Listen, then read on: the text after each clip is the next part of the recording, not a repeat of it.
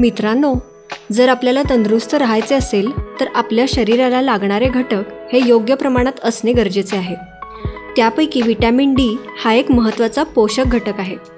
Vitamin D हे हाडांचे आरोग्य सुधारवते, हाडे मजबूत करते, आपली रोगप्रतिकारक शक्ती वाढवते आणि आपल्या शरीरातील विविध कामांसाठी विटॅमिन डी हे आवश्यक असते.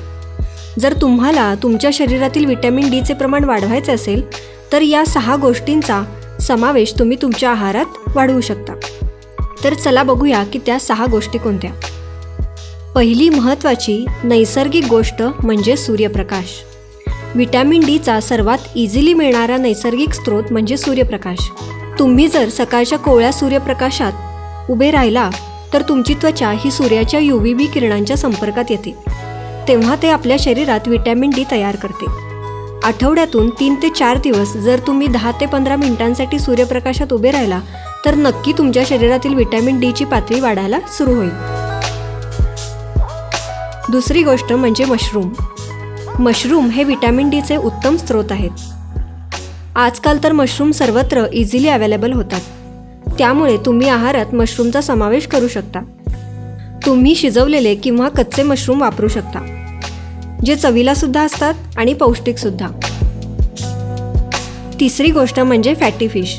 आता फॅटी फिश म्हणजे कोणते? तर रावस, बांगडा किंवा ट्राउट फिश तुम्ही खाऊ शकता. यामध्ये तुम्ही मासा फ्राय करून खाऊ शकता किंवा माशाचे कालवण सुद्धा बनवू शकता. ते चवीला सुद्धा मस्त लागतात. शिवाय शरीराला लागणारे अनेक जीवनसत्व आपल्याला यातून मिळतात. चौथा पदार्थ म्हणजे अंड्यातील पिवळे बलक.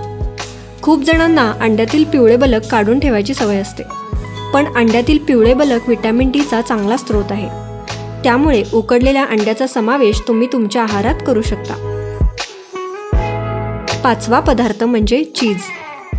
आजकाल तर चीज हे सगळीकडे इझिली अवेलेबल आहे आणि लहानांपासून सर्वांनाच चीज हे खूप आवडते.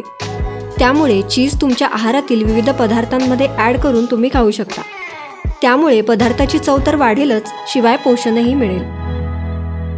6वा पदार्थ म्हणजे फोर्टिफाईड फूड्स. आता फोर्टिफाईड फूड्स म्हणजे काय?